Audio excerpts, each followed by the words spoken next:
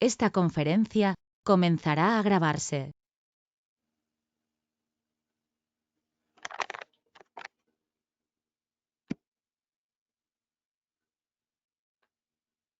हाँ जी जनाब।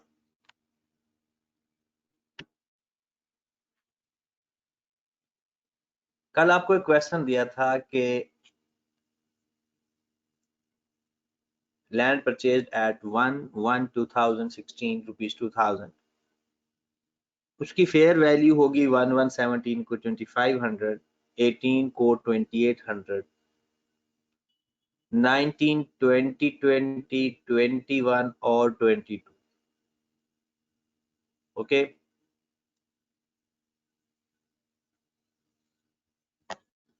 और इसकी आप लोगों ने जर्नल एंट्रीज पास करनी थी। तो हम इसकी जर्नल एंट्रीज देखते हैं।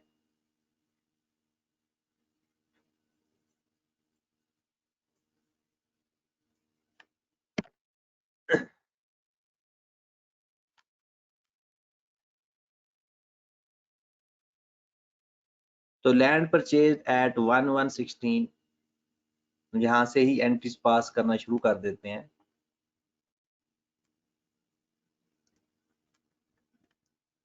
वन 1/16 को आपने लैंड परचेज की, तो लैंड डेबिट बैंक या कैश क्रेडिट 2000 से अपनी एंट्रीज मैच करनी है, और हर एंट्री का एक नंबर है, और आपने अपने मार्क्स भी एलोकेट करने हैं। हर एंट्री का एक नंबर होगा, और आपने अपने मार्क्स भी एलोकेट करने हैं कि टोटल मार्क्स कितने हैं। उसके बाद 1/1/17 को आपके एसेट की वैल्यू अपवर्ड मूव की, आपके एसेट की वैल्यू बढ़ गई, तो आपने लैंड को मजीद डेबिट कर दिया और रीवैल्यूएशन सरप्लस क्रेडिट कर दिया 500 से, और अपनी वर्किंग के अंदर लिख लिया। ये वर्किंग आप जिस फॉर्मेट में मर्जी कर लो, ओके है। एक होती है रिवैल्यूएशन सरप्लस या ओसीआई, और एक होती है रिवैल्यूएशन लॉस या प्रॉफिट एंड लॉस। तो यहाँ पर आपके पास रिवैल्यूएशन सरप्लस में, ये मैं लाइन लगाकर करता हूँ, पेपर में आपने उस पेज पे नहीं करनी जहाँ सॉल्यूशन कर रहे हो, कि नेक्स्ट पेज के ऊपर वर्किंग कर रहे होते हैं, या आप जुबानी भी कर सकते हो। ठीक होगी बात।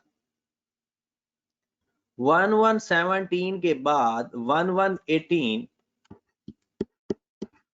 आपके एसेट की वैल्यू मजीद बढ़ गई, सरप्लस आया। तो हमेशा सरप्लस लिखते वक्त देखते हैं कि पहले कोई लॉस तो नहीं पड़ा। जब भी सरप्लस लिखने लगते हैं, पहले क्या देखते हैं कि कहीं हमारे पास लॉस तो नहीं पड़ा हुआ। अगर लॉस पड़ा होगा तो पहले लॉस एडजस्ट करेंगे, फिर सरप्लस आएगा।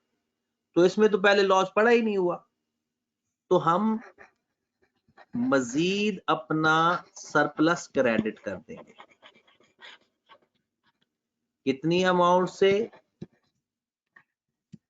300 से, और अपनी वर्किंग के अंदर भी 300 मजीद अपने सरप्लस में ऐड कर देंगे।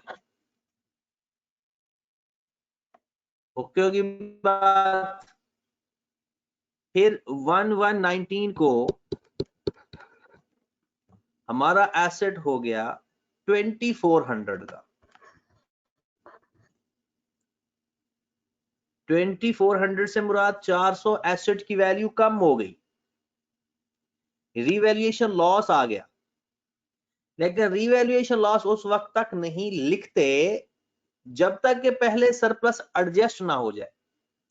तो हमारा तो सरप्लस ही 800 का पड़ा हुआ है, तो पहले रिवैल्यूएशन सरप्लस ही डेबिट करेंगे 400 से, यानी वैसे बाय नेचर ये क्रेडिट होता है, अब एडजस्ट हो रहा है मतलब खत्म हो रहा है, और लैंड अपना क्रेडिट कर देंगे 400 से, और यहां 400 माइनस कर देंगे क्योंकि वो एडजस्ट हो चुका है। स्टिल 400 हमारा सरप्लस अवेलेबल पड़ा हुआ है, स्टिल 400 हमारा सरप्लस पड़ा हुआ है। ओके होगी बात?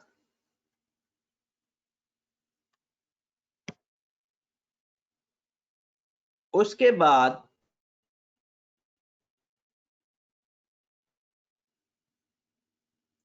1120 को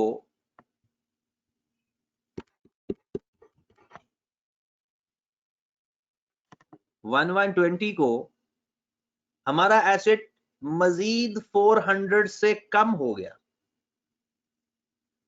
400 और 400 से ही हमारा सरप्लस भी पड़ा हुआ है, तो जितना लॉस आया उतना सरप्लस भी अवेलेबल है, जितना लॉस आया उतना सरप्लस भी अवेलेबल है। तो हम क्या करेंगे, रिवैल्यूएशन सरप्लस ही अभी तक एडजस्ट हुआ और लैंड क्रेडिट कर देंगे 400 से, और यहां 400, अब ना हमारे पास लॉस पड़ा ना हमारे पास सरप्लस पड़ा। और एक बात आपको बताऊं, ये जो सरप्लस या लॉस होता है ना, ये एक्चुअल अमाउंट से डिफरेंस होता है। वो एक्चुअल अमाउंट भी हमारी 2000 थी और फिर भी एसेट आकर 2-3 साल बाद 2000 का हुआ, तो no gain no loss. Working के अंदर देखें, ना आपका गेन पड़ा हुआ है ना आपका लॉस पड़ा हुआ है, क्योंकि जितने का एसेट है उसी पे ही आ गया। फिर हम चलते हैं 1121 पे।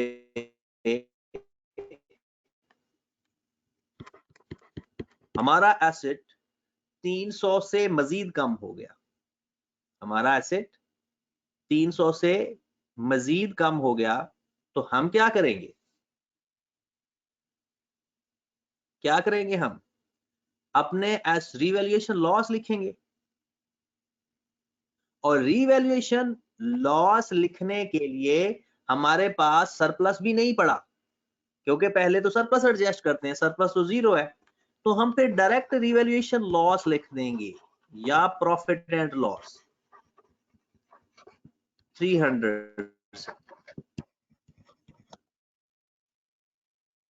डायरेक्ट अपना लॉस लिख देंगे 300 से, और हमारे पास लॉस की फिगर यहां पर 300 से आ रही होगी वर्किंग के अंदर, क्योंकि अब लॉस आ गया।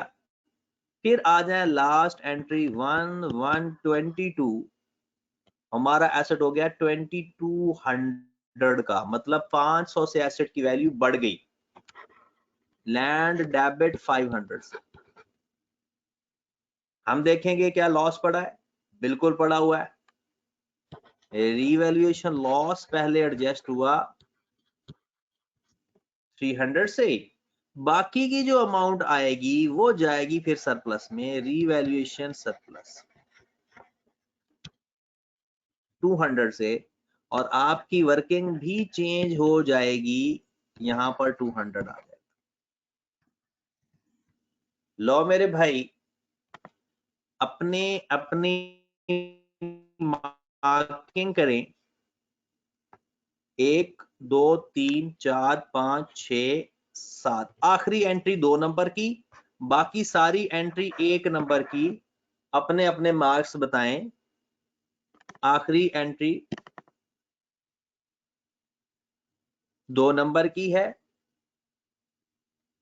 खुबैब की एक एंट्री शायद गलत हो गई है, नूर आपकी बताएं, आपके 5 नंबर हैं, कौन सी एंट्री गलत हुई है आपकी? और बाकी माशाल्लाह सब लोगों के आंसर ठीक हैं। हाजरा आपने कौन सी एंट्री गलत कर दी?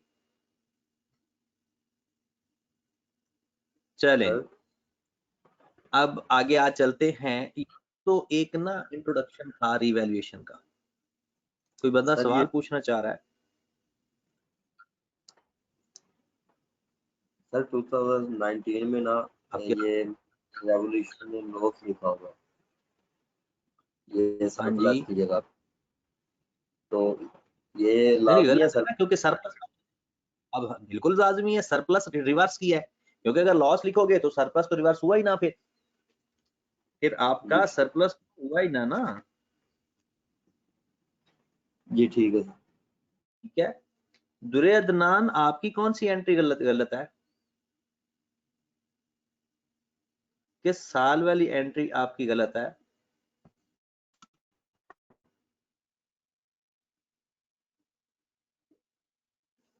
हमना अवेलेबल है या सो रहे हैं? हमना वो अपनी एंट्री मार्क्स नहीं बताए, हमना के मार्क्स नहीं आए अभी तक। चले, लास्ट वाली एंट्री इतनी मुश्किल तो नहीं थी, जहरी सी बात है, 500 का डिफरेंस था, तो पहले हमने लॉस को एडजस्ट किया और उसके बाद जो बचा वो सरप्लस में लिखा। चले जी,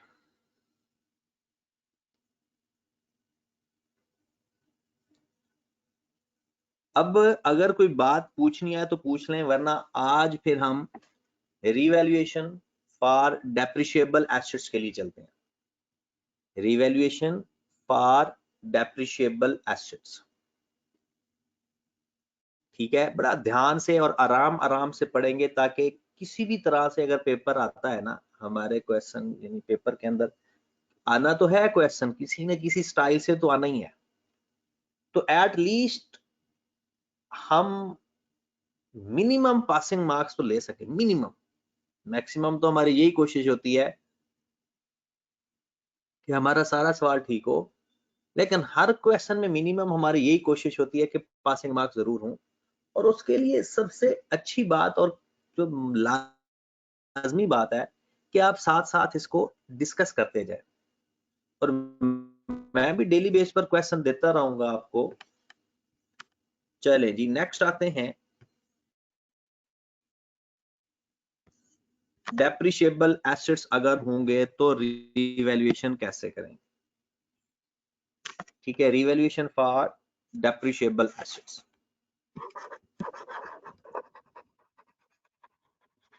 रिवैल्यूएशन फॉर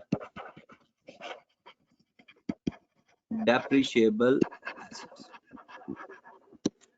अच्छा, नॉन डेप्रिशिएबल एसेट्स के लिए ना, चाहे रिवैल्यूएशन जब मर्जी हो, कोई इतना फर्क नहीं पड़ता कि चाहे साल के स्टार्ट में हो रही हो, हर साल के स्टार्ट में, या चाहे हर साल के एंड पे हो रही हो, कोई मसला नहीं होता। लेकिन डेप्रिशिएबल एसेट्स पे मसला होता है, डेप्रिशिएबल एसेट्स पे इशू आता है। तो इसलिए यहां पर डेप्रिशिएबल एसेट्स के केस में रिवैल्यूएशन या तो होती है at the start of the year, हर साल के शुरू में रिवैल्यूएशन होती है, या एट द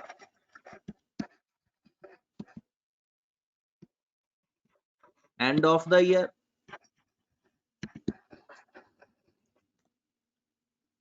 सबसे ज्यादा पेपर में यही दो आते हैं, सबसे ज्यादा। तीसरा केस भी बन सकता है या ड्यूरिंग द ईयर, ये सिर्फ एक दफा फाइनल अकाउंट के क्वेश्चन में पेपर आया हुआ है, वैसे अलग से पेपर नहीं आया ड्यूरिंग द ईयर। और क्योंकि ड्यूरिंग द ईयर होता नहीं है ना, ड्यूरिंग द ईयर होना नहीं चाहिए, क्योंकि अगर आपने रिवैल्यूएशन मॉडल अप्लाई किया हुआ है तो या तो साल के शुरू में, हर साल के शुरू में रिवैल्यूएशन करोगे, या हर साल के एंड पे रिवैल्यूएशन करोगे। लेकिन आई कैप दे सकता है, क्योंकि एक दफा फाइनल अकाउंट के पेपर में ये क्वेश्चन आया हुआ है, मैंने देखा हुआ है। आई कैप का FAR 1 के अंदर तब फाइनल अकाउंट होता था, तो उसने ड्यूरिंग द ईयर रिवैल्यूएशन की हुई थी एसेट्स की। वो कुछ सिचुएशंस हो सकती हैं कि साल के मिडल के अंदर किसी जगह के ड्यूरिंग द ईयर, या 3 महीने बाद या 4 महीने बाद वो रिवैल्यूएशन कर देता है, पॉसिबल तो है, लेकिन प्रैक्टिकली ऐसा होना नहीं चाहिए। चले जना, हम आ जाते हैं सबसे पहले, आज हम सीखते हैं eight the start of the year अगर रिवैल्यूएशन होगी तो क्या करेंगे। ठीक हो गया। अब हम एक सवाल अज्यूम करते हैं और बिस्मिल्लाह करते हैं कि आज एट लीस्ट हमें कुछ ना कुछ समझ लग जाए कि eight the start of the year revaluation कैसे करते हैं। उसकी वजह, क्योंकि आज हमने ये पढ़ना है, कल पढ़ना है at the end of the year, फिर परसों पढ़ना है हमने इसको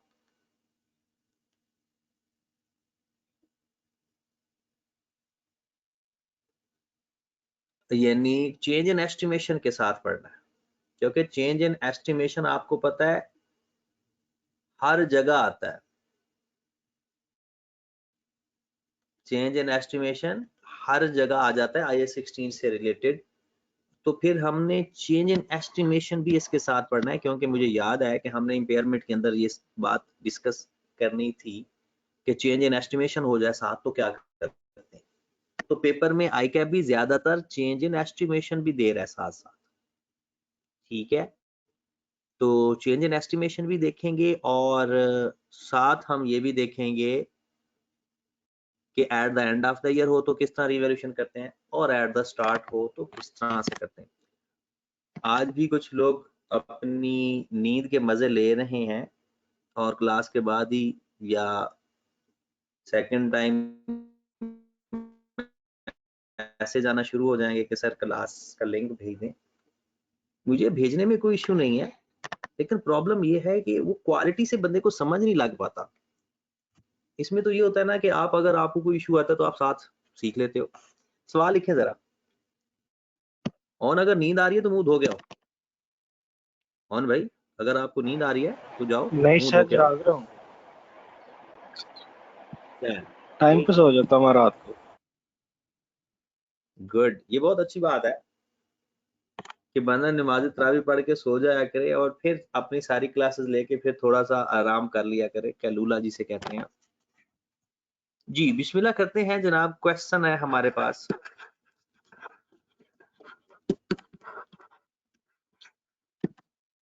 एसेट परचेज कर लेते हैं।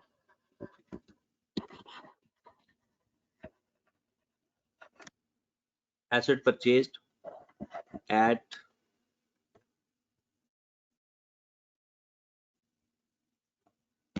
(1/1/2016 ₹1000.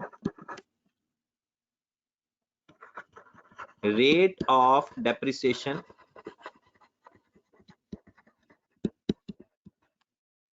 10% straight line.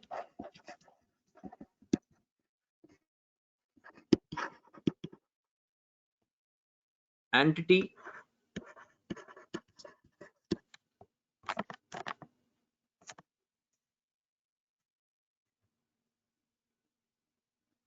adopted a revaluation model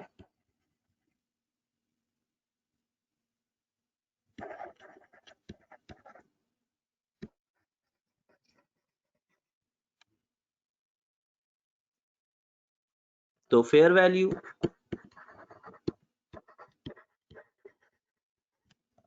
at 1/1/2017 rupees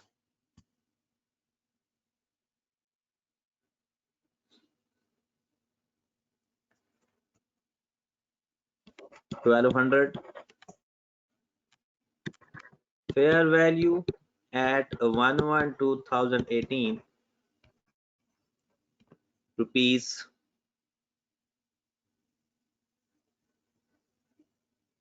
750. Fair value at 1/1/2019 rupees 1150. 1/1 and 2020 rupees 510.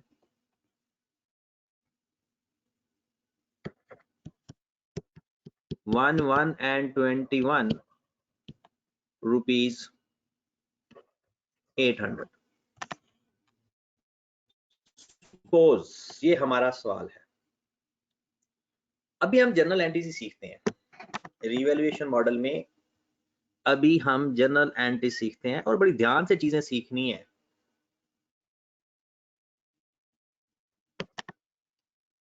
बहुत ही एहतियात के साथ चीजें सीखनी है,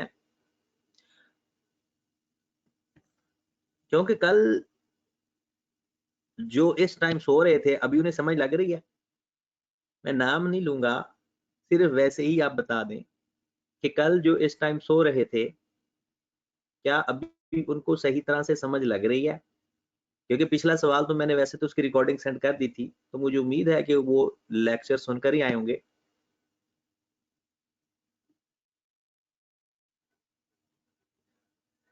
चलें जी। मैर कहता है जी उनको समझ नहीं लग रही। अभी तो वैसे क्वेश्चन शुरू किया है। रिजवान को समझ लग रही है, अहमद रजा को भी समझ लग रही है। जाहिर सी बात है, जब अगर आप सो के आते हो ना तो अगले दिन फिर कोशिश किया करो कि एटलीस्ट लेक्चर सुन के आया करो, चाहे फिर जब मर्जी लेक्चर सेंड किया करूं। सारा बेटा आपको भी नींद आने लग गई है, क्या बात है? कल आप भी सो रहे थे। चले जी, क्वेश्चन करते हैं अब जरा ध्यान से। हमारी रीवैल्यूएशन हो रही है हर साल के शुरू में, और ये आई कैप बताएगा नहीं, हमें खुद पता चलेगा। आई कैप हमें बताएगा नहीं, हमें खुद आइडिया होगा डेट देखकर कि ये साल के शुरू में रीवैल्यूएशन हो रही है या साल के एंड पे हो रही है। और साल का शुरू हमने डिटरमिन कैसे करना है? जो कंपनी का ईयर एंड होगा उस हिसाब से। अगर कंपनी का ईयर एंड 31 दिसंबर है तो फिर हमारा 1 जनवरी होगा, और अगर 30 जून है तो फिर हमारा 1 जुलाई होगा। चले जी, बिस्मिल्लाह करते हैं जनरल एंट्री पास करने के लिए। तो मैंने साथ साथ करना है। आप चाहे 2 पेज इस्तेमाल कर लो, बेहतर यही है कि एक के ऊपर वर्किंग करेंगे और एक के ऊपर जनरल एंट्रीज पास करेंगे। Date, particular, debit, credit. ठीक हो गया जनाब, ये आपने बना लिया। फिर उसके बाद आप एक बनाएंगे वर्किंग का पोर्शन। वो चाहे तो आप इसी पेज पे बना लें, चाहे तो आप किसी और पेज पे बना लें। वहां पर आपने लिखना है HCA, फिर लिखना है ACA,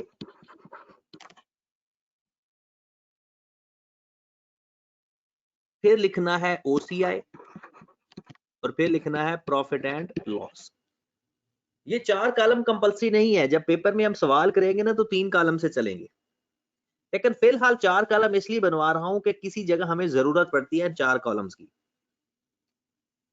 और ये भी जरूरी नहीं है कि 4 कॉलम आप हमेशा यही वर्किंग करें।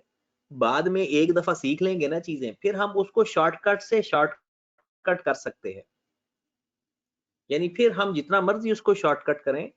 लेकिन फिलहाल क्योंकि आज हमारा पहला लेक्चर है डेप्रिशिएबल एसेट्स की रिवैल्यूएशन का, तो इसलिए 0 से शुरू करते हैं।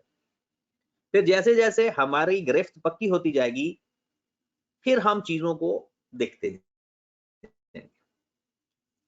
तो एक ये तो हमारे ना एक पेज के ऊपर आपने वर्किंग लिख दिया, एक पेज के ऊपर आपने जर्नल एंट्रीज लिख ली, और दूसरे पेज के ऊपर लिखे कि ये जो मैंने लिखा है HCA, इसका क्या मतलब है, ACA का क्या मतलब है, OCI और प्रॉफिट एंड लॉस अकाउंट का तो मतलब आता है। HCA stand for historical carrying amount, historical carrying amount,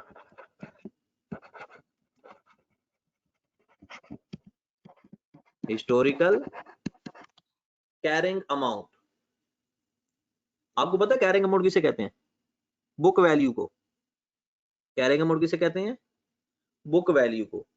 और HCA या बुक वैल्यू आती किस तरह से आए? हमारे पास cost minus accumulated depreciation without taking the effect of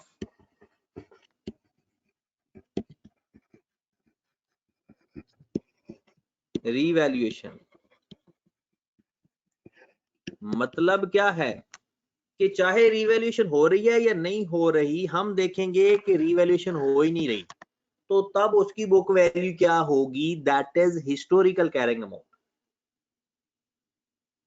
जैसे एक नॉर्मली बुक वैल्यू नहीं फाइंड करते हो, cost minus accumulated depreciation, actual में वो हिस्टोरिकल कैरिंग अमाउंट होती है, बुक वैल्यू होती है हिस्टोरिकल।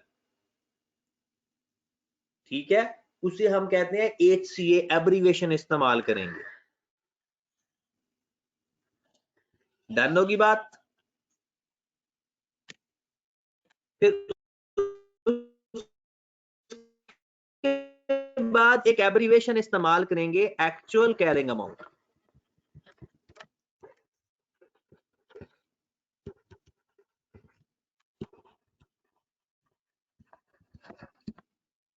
क्या एब्रीविएशन इस्तेमाल करेंगे? Actual carrying amount. ये हम अपनी बुक्स में लिखते होते हैं रिवैल्यूएशन मॉडल के केस में।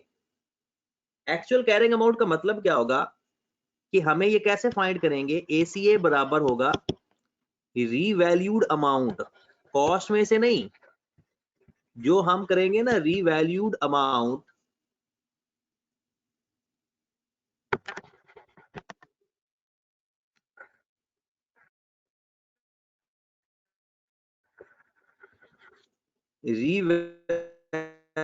revalued amount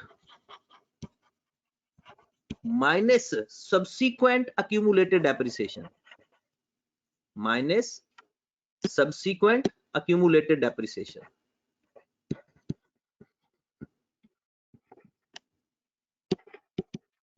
अब जरा दोनों की बात सुन लें। जो HCA होगा, हिस्टोरिकल कैरिंग अमाउंट होगी, वो हमेशा original cost minus accumulated depreciation minus करेंगे तो फाइंड होगी।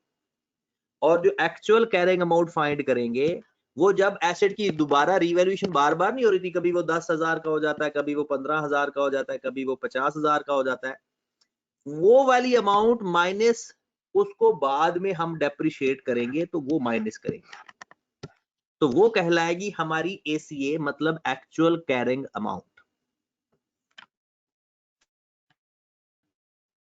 OCI वैसे इसका मतलब होता है अदर कंप्रीहेंसिव इनकम,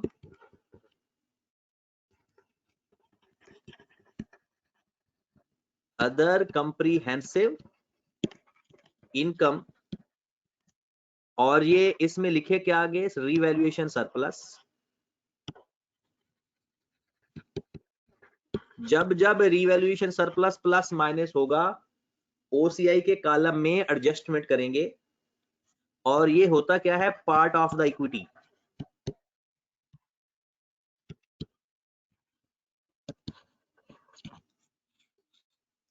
ये क्या होता है? Part of the equity.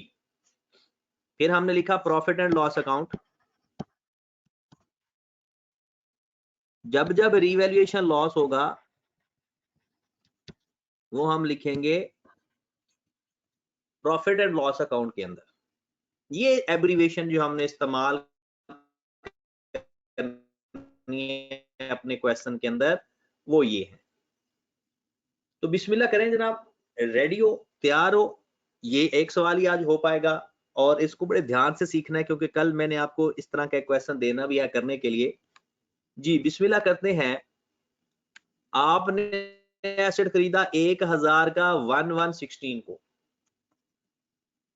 1116 को आपने एक एसेट खरीदा, एसेट डेबिट बैंक क्रेडिट 1000 से, एसेट डेबिट बैंक क्रेडिट 1000 से। 31 दिसंबर 16 को वो एसेट डेप्रिशिएट हुआ होगा क्योंकि अब डेप्रिशिएबल एसेट है ना, पहले तो एसेट डेप्रिशिएबल एसेट नहीं होता था। अब हमारा एसेट डेप्रिशिएबल है तो हर साल के एंड पे हम डेप्रिसिएशन जरूर लेंगे, हर साल के एंड पे हम डेप्रिसिएशन जरूर लेंगे। तो लो जरा depreciation, depreciation debit accumulated depreciation credit 100 से। लो मेरे भाई, ये हमारे पास 2016 की एंट्रीज पास होगी। किसी को कोई एतराज हो तो बताएं। डन। और ये काम हम यहां पे कैसे करना है, हमारे पास यहां पर एक डेट का कॉलम भी बना लेते, चलो खैर है। 1000 का एसेट था, 100 से डेप्रिशिएट हो गया, उसकी बुक वैल्यू आ गई 900। एक और मजे की बात बताने लगा हूं, जब तक आपका एसेट रीवैल्यू ना हो, एक्चुअल कैरिंग अमाउंट और हिस्टोरिकल कैरिंग अमाउंट सेम होती है। दोबारा बात सुनिएगा, जब तक आपका एसेट रीवैल्यू ना हो, जब तक हमारा एसेट रीवैल्यू ना हो, तब तक एक्चुअल कैरिंग अमाउंट और हिस्टोरिकल कैरिंग अमाउंट सेम होती है।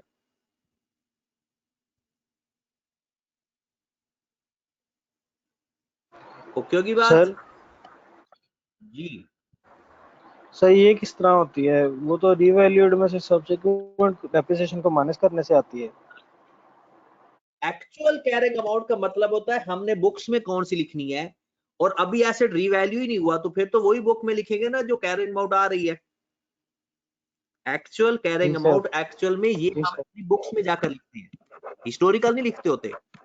जो स्टेटमेंट ऑफ फाइनेंशियल पोजीशन में लिखते हैं ना, कॉस्ट माइनस एक्यूमुलेटेड डेप्रिसिएशन, वो एक्चुअल कैरिंग अमाउंट लिखते हैं रीवैल्यूएशन के केस में। और अगर रीवैल्यूएशन केस ना होना तो हिस्टोरिकल कैरिंग अमाउंट और actual carrying amount is the same thing.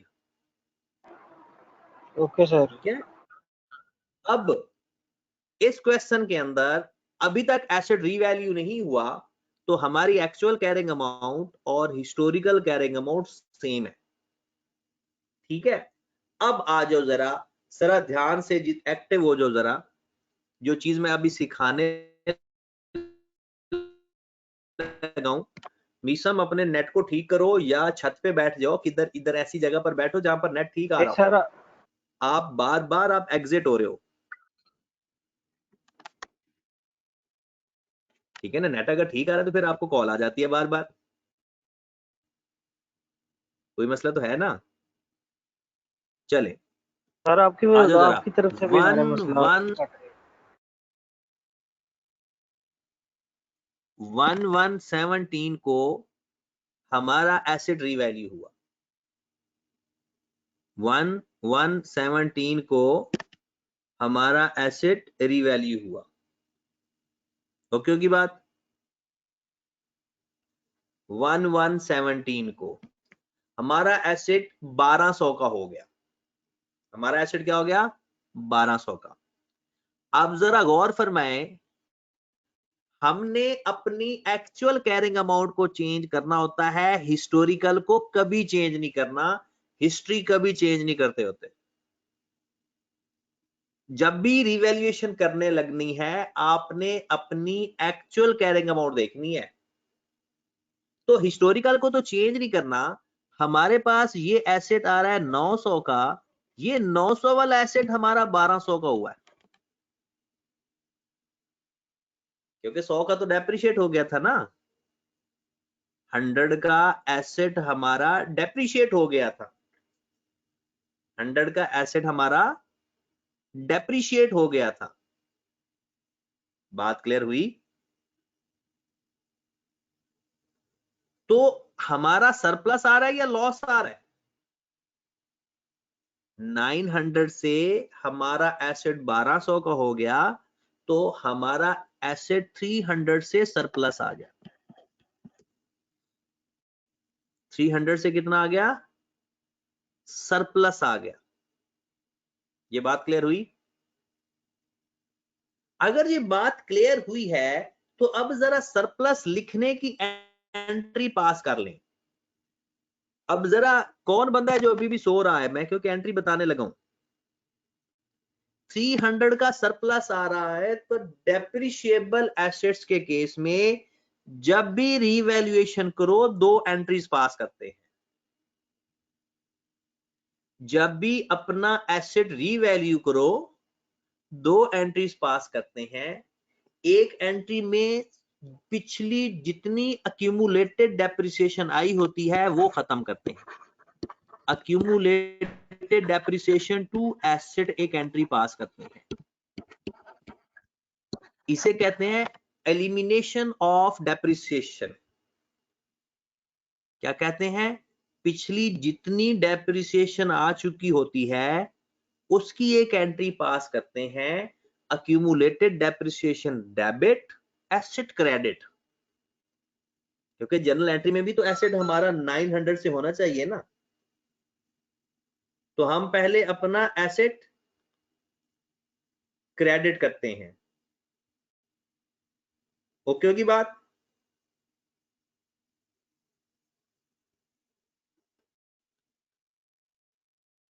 Done. Accumulated depreciation debit कर देते हैं और एसेट अपना क्रेडिट कर देते हैं। इसे हम कहते हैं, जो टर्म बोली जाती है इसे बोलते हैं elimination of accumulated depreciation. Elimination of, अब लिख लो नीचे नरेशन में, एलिमिनेशन ऑफ अक्यूमुलेटेड डेप्रिसिएशन। सबसे पहले एंट्री पास करते हैं, जितनी पहले डेप्रिसिएशन पड़ी हो उसको खत्म करते हैं, उसके बाद सरप्लस या लॉस की एंट्री पास करते हैं।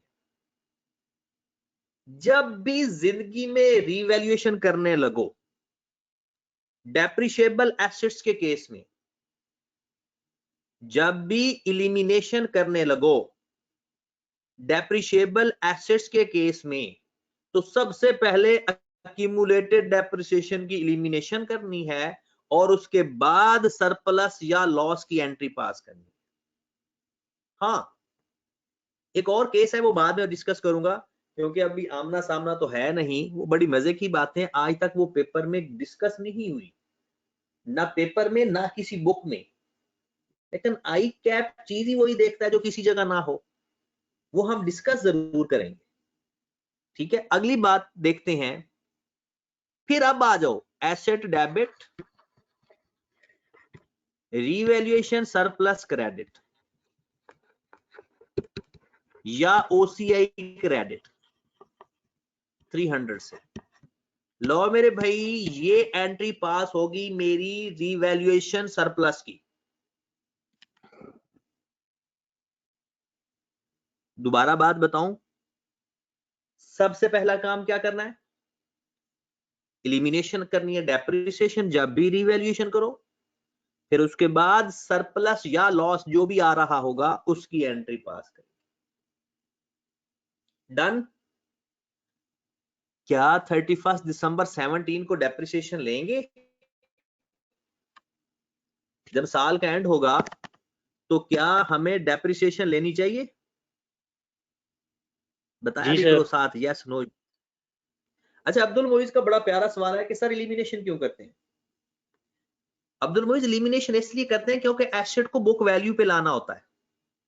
पहले एसेट अपनी कॉस्ट पड़ा होता है ना, एसेट को बुक वैल्यू पे लाना होता है कंपेयर करने के लिए नई फेयर वैल्यू से। आ जाओ जरा, अब बड़ी बातें हैं और इस एंट्री में ही मजेदार बातें खत्म हो जानी है। 31 दिसंबर 17, 31 दिसंबर 17 को हमने एक एंट्री पास, डेप्रिसिएशन की एंट्री पास करनी है। अब जरा इधर आओ वर्किंग की तरफ। हिस्टोरिकल कैरिंग अमाउंट को ऐसे समझना है जैसे हम अपना एसेट रीवैल्यू कर ही नहीं रहे, इसकी डेप्रिसिएशन 100 ही आएगी। लेकिन एक्चुअल कैरिंग अमाउंट में मुझे बताएं, आ जाए जरा। 12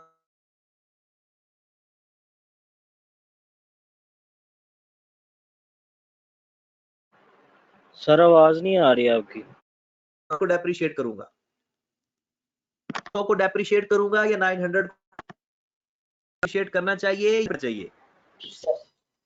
जब सर एसेट ही आपकी मेरा तरफ से 1200 इशू का आ हो रहा गया, है। अब सर मैं आवाज का इश्यू आ रहा है।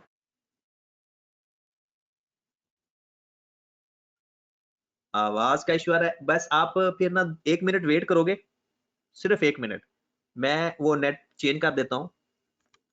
वेट करो, फिर बल्कि 2 मिनट वेट कर लो, मैं जाकर कह के आता हूँ, ठीक है? ये बड़े मजे के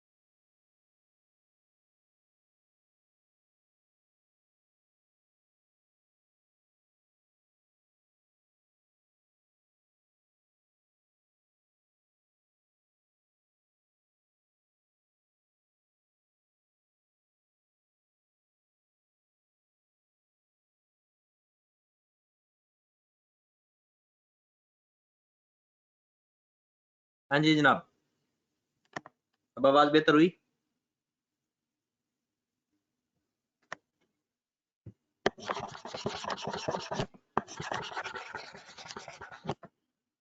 अब आवाज बेहतर हो गई या अभी भी इशू है?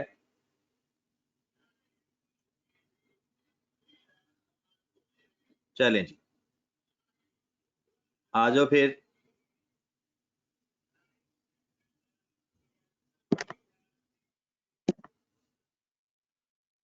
अब हमने बात कर रहे थे कि जो हिस्टोरिकल कैरिंग अमाउंट है ना, ये इसको सिर्फ आपने साथ लेकर चलना है और इसका हमें फायदा सिर्फ एक जगह पर होता है, बाकी इसकी जरूरत नहीं होती।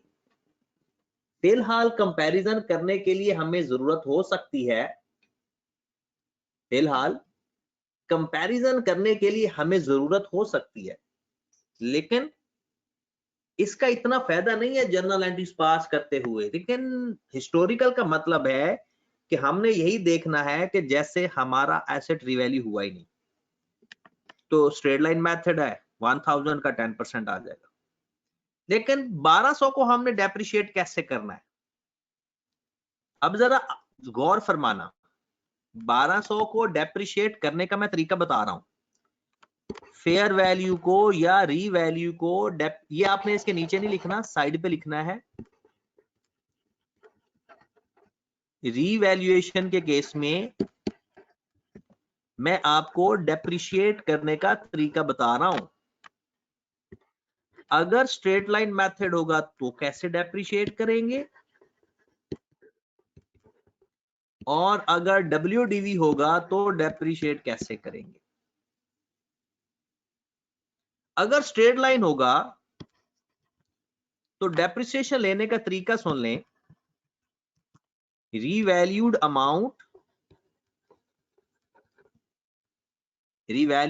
का मतलब यह है fair value divided by remaining life या न्यू लाइफ।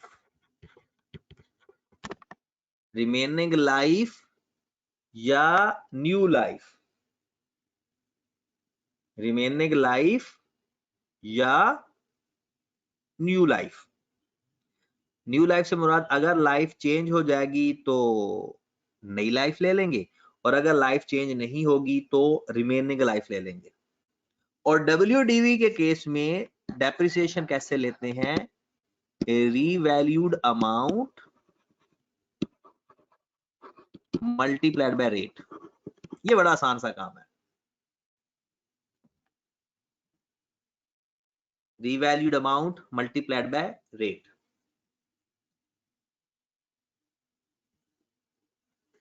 डन होगी बात। अब दोनों केसेस में डेप्रिसिएशन फाइंड हो जाया करेगी। अगर स्ट्रेट लाइन मेथड होगा तो रीवैल्यूड अमाउंट को रिमेनिंग लाइफ पे डिवाइड कर देंगे, या नई लाइफ अगर लाइफ चेंज होगी तो। और WDV के केस में तो वही रेट ही मल्टीप्लाई करते हैं। और क्वेश्चन के अंदर अगर लाइफ ना गिवन हो तो फार्मूला क्या होता है, 1/रेट मल्टीप्लाइड बाय 100। और इस क्वेश्चन में हमारे पास 10% रेट है और लाइफ है हमारी 10 इयर्स। ओके, चलें जनाब। ये वर्किंग अगर आपने, ये नोट है, वर्किंग नहीं है, ये किसी एक जगह पर आप लिख ले। ये चीजें आपकी हर क्वेश्चन में काम आएंगी कि अगर डेप्रिसिएशन का केस होगा तो हमने कैसे डेप्रिसिएशन फाइंड करनी है। और ये उस दिन का काम करना है जिस दिन हम रीवैल्यू करेंगे, हर दफा नहीं, जिस दिन रीवैल्यूएशन होगी उस दिन। ठीक है, अगर रिवैल्यूएशन नहीं करेंगे तो फिर तो वही है ना, स्ट्रेट लाइन मेथड और WDV मेथड वैसे ही चलेगा। आ जाए जरा अब अपनी वापस। इस क्वेश्चन के अंदर हमारी लाइफ 10 साल है, मैं 1 साल गुजर चुका है। अब मेरे एसेट की वैल्यू बच गई है 9 साल। अब मैं डिवाइड करूंगा 1200 को 9 पे। अब मैं डिवाइड करूंगा 1200 को 9 पे, करो जरा 1200 को 9 पे डिवाइड कर दो जरा,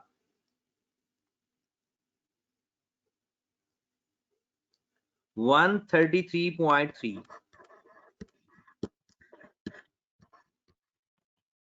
तो हमारे पास हिस्टोरिकल कैरिंग अमाउंट आ जाएगी 800 अगर हमें जरूरत पड़ी, और एक्चुअल कैरिंग अमाउंट बच गई 1200 में से माइनस कर देंगे 133.3, तो 1066.7।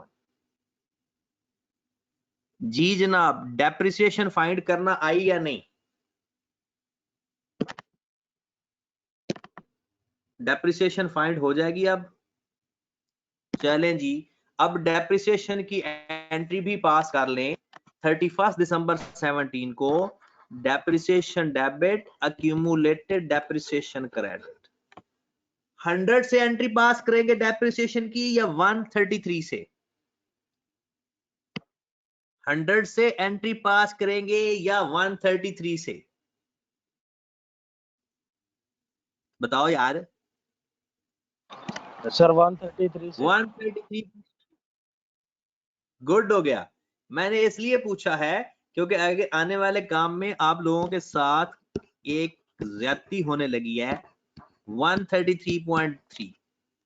अब जरा गौर फरमाएं, अगर मेरा एसेट रीवैल्यू ना होता तो डेप्रिसिएशन आनी थी 100, ऐसा ही है ना? रीवैल्यूएशन होने की वजह से कितनी डेप्रिसिएशन एक्सेस आ रही है? Sir 33.3।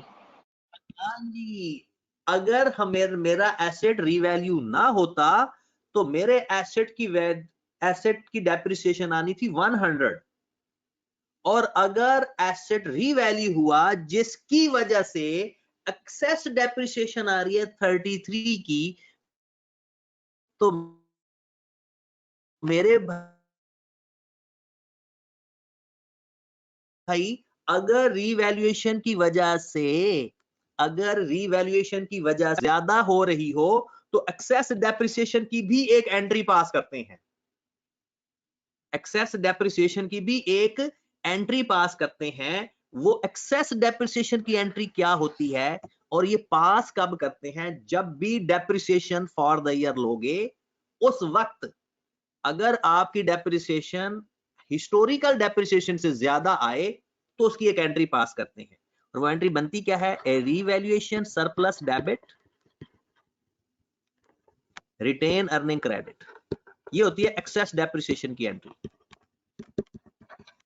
33.3 revaluation surplus debit, retained earning credit 33.3। ये सिर्फ उस वक्त एंट्री पास करेंगे जब आपकी एक्सेस डेप्रिसिएशन आ रही होगी हिस्टोरिकल से। और हमें कैसे पता चलेगा कि एक्सेस डेप्रिसिएशन आती है? जब भी आपके बैलेंस के अंदर रीवैल्यूएशन सरप्लस आ रहा होगा एक्सेस डेप्रिसिएशन आएगी, और अगर लॉस आ रहा होगा तो फिर एक्सेस डेप्रिसिएशन नहीं आएगी क्योंकि एसेट की वैल्यू पहले ही कम है। अब मैं आपको जादू दिखाने लगा हूं, जादू देखोगे? कौन कौन जादू देखना चाहता है?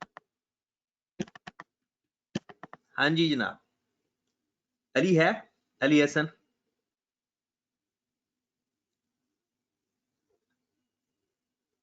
अली हसन है क्लास में या नहीं? सर चले। क्लास में तो है, माइक का मसला उसके। अच्छा, उसका माइक का मसला, बिल्कुल उसका मैसेज आ गया। चले आप जादू देखें जरा। आप लोग जितनी एक्सेस डेप्रिसिएशन आई है ना, इन दोनों का डिफरेंस है ना। आप लोगों ने 1200 को 9 पे डिवाइड किया, जो कुछ आपने एक्चुअल कैरिंग अमाउंट के साथ किया वही सरप्लस के साथ करें जरा। रीवैल्यूएशन सरप्लस के साथ करें, उसको 9 पे डिवाइड किया तो उसको भी 9 पे डिवाइड करें। अगर जो काम आपने सरप्लस के साथ किया है, सॉरी एसेट के साथ किया है, 300 को जरा 9 पे डिवाइड करके देखें, आप जादू देखोगे कि एक्सेस डेप्रिसिएशन वाला आंसर आ रहा होगा। ऐसा है या नहीं?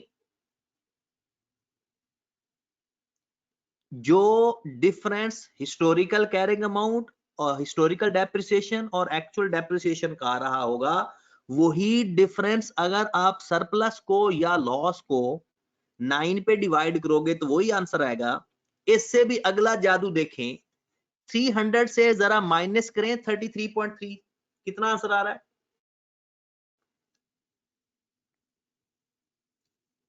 थ्री 300 में से सर माइनस 266.7 266.7, तो जनाब ये जो डिफरेंस होगा इन दोनों का डिफरेंस आ रहा होगा। ये इस बात की निशानी है कि आपका क्वेश्चन बिल्कुल ठीक जा रहा है। ये इस बात की निशानी होगी कि आपका क्वेश्चन बिल्कुल ठीक जा रहा है कि अगर हिस्टोरिकल का और एक्चुअल का डिफरेंस आपका आ रहा होगा। वो बात समझ लगी ना? अब मैं कॉन्सेप्ट की बात बताने लगा हूं। ये जो एक्सेस डेप्रिसिएशन है ना, ये लोग कहते हैं, ये एक्चुअल में एक्सेस डेप्रिसिएशन का कॉन्सेप्ट नहीं है। एक्चुअल में जो कॉन्सेप्ट है वो है रियलाइजेशन ऑफ ओसीआई। आपको पता है कि आपका ये जो 300 पड़ा है, ये आप वैसे मैं बताने लगा हूं, लिखने की जरूरत नहीं है। ये रिवैल्यूएशन सरप्लस है। ये जो 300 आपका अवेलेबल है, जी सर, ये आपका जो 300 है, ये रिवैल्यूएशन सरप्लस को क्या कहते हो आप? इसका एक दूसरा नाम भी मैंने आपको बताया था, रिवैल्यूएशन सरप्लस। मैंने इसको बताया था कि ये अनरियलाइज्ड प्रॉफिट होता है। किसी को याद है?